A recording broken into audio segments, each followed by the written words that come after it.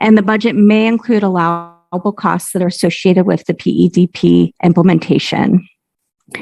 The principal investigator is required to devote 2.4 person months to the project.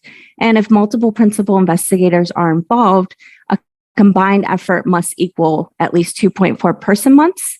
And each of the MPIs must devote at least 1.2 person months to the project. And finally, as mentioned previously, the project period may be up to 5 years in duration. In terms of eligibility, foreign components are allowed. However, foreign institutions and non-U.S. components of U.S. organizations are not allowed. Eligible partnering clinical institutions include, but are not limited to, schools of acupuncture, chiropractic, osteopathy, naturopathy, physical therapy, and music and art therapy. And in particular, I wanted to highlight that for osteopathic schools, only those that teach manual manipulation as part of the core curriculum for all students for a doctoral degree will be considered as an eligible partnering institution. And finally, the specific aims may be 1 page in length, and the research strategy may be 12 pages in length. Please keep in mind that there's only very limited allowable appendix materials as follows. And to also keep in mind that only materials that are outlined in the policy for post-submission materials may be accepted as post-submission material, and it's due 30 calendar days prior to the review meeting. Information that's accidentally left out of the application cannot be submitted as post-submission material. In terms of completeness, please keep in mind that all applications must include milestones and a timeline, and applications must include a PEDP submitted as other project information as an attachment. Importantly, applications that fail to include milestones and a timeline and/or this plan will be considered incomplete and withdrawn. And finally, in terms of the research sharing plan, all applications, regardless of amount of direct costs requested per any year, should address a data sharing plan. I next want to go over the review criteria. They will be evaluated using the 5 standard review criteria, which along with FOA-specific review language that's been added when determining the criterion scores. These will also be factored in along with the additional review criteria when coming up with the overall impact score. And notably, the milestones are evaluated as an additional review criterion for this RFA. And so it's important to keep in mind the aspects that reviewers are asked to evaluate match what the applicants are asked to address in their application. And again, I can't highlight enough that FOA-specific language has been added to the standard 5 review criteria for this RFA. And so it's critical to make sure that you read and take these into consideration when preparing your application, since this is how your application will be evaluated. And please note that an updated FOA was posted. So please make sure that you're referring to the FOA ending in 007 when preparing your application. I next wanted to highlight here a quick example of a match between the submission information that's requested and the review criteria that the reviewers will be using to evaluate applications. And so, for example, applicants are instructed in the research strategy that they must provide plans for how the research center and partnering institutions will interact and how faculty at the partnering institutions will access and use the proposed resources.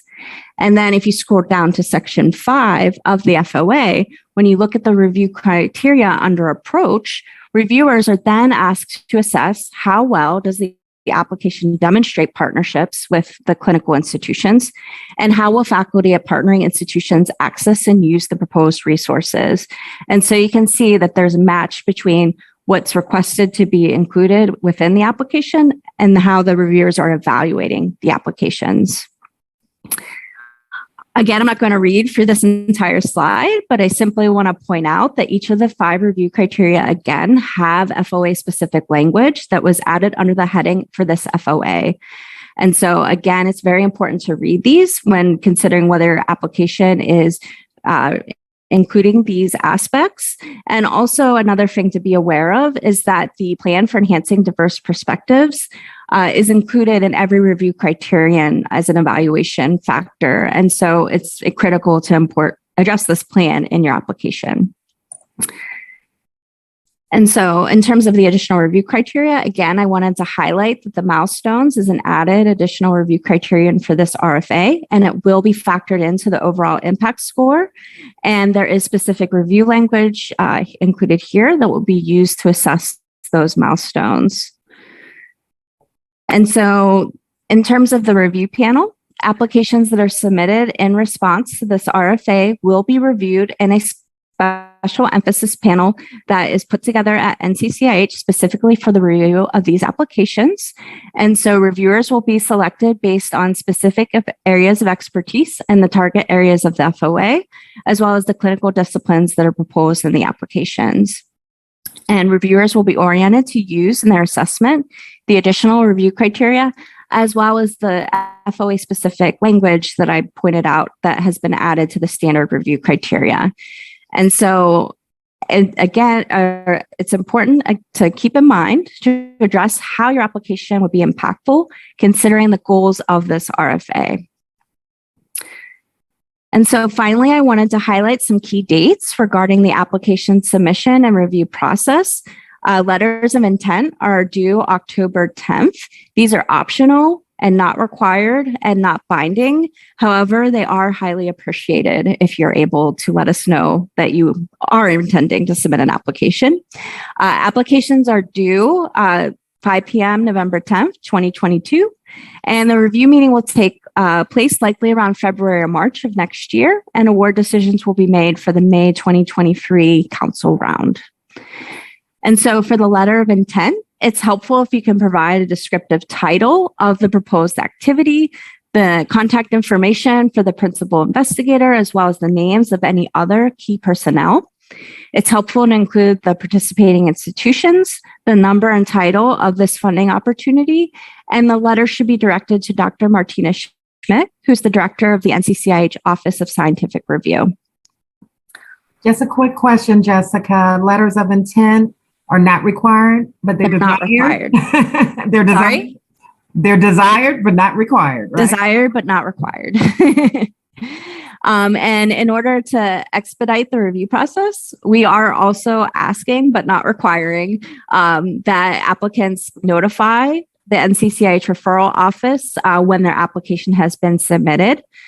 This will help us keep an eye out for it. And here we would ask you to include the FOA number and title, the PI contact name, and title of the application, again, to Dr. Martina Schmidt at the Office of Scientific Review.